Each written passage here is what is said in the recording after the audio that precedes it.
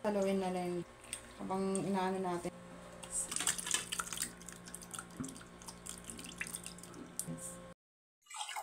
Sugar. So, hinalo muna. Tapos, hahaluin lang natin dito. Pakukulan lang natin bahagi. Ito, isa lang. So, lalamigin lang natin to guys. So, ngayon guys, pakukuldan lang natin mga 5 minutes bago natin. Ilalagay lang natin sa freezer ito, sa ref. Nilagay na natin ito sa ref guys. Ano lang natin ganito.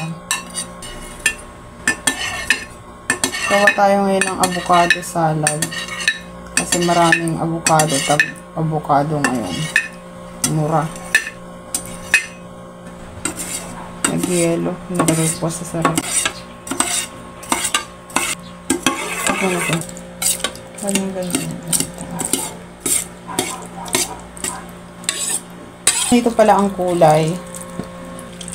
Kaya yung kulay na to guys, ang ginamit ko kasi ay wash na sugar. Pero okay lang yan. Tapos sasama-samahin lang natin yung gelatin. Ginawa ko, pinakulungan ko na to.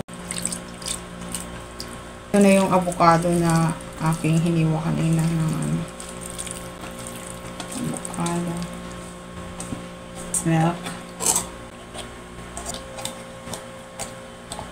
Ang iba milk. Tapos haluin na lang din natin. Habang inaano natin, haluin na natin, nilalagay yung iba milk. Salad avocado. Lagyan na natin ito sa ref. Ulit yan na avocado salad guys. Napapanahon na yung avocado. Kaya gumawa ko ngayon ng dessert na jelly at sa avocado salad. Yum.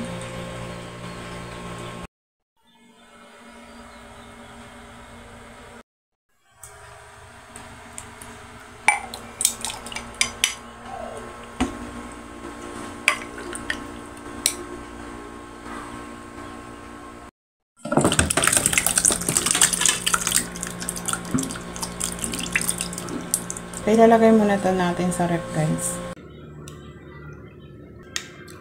Paborito ko ay avocado. Masarap palamig.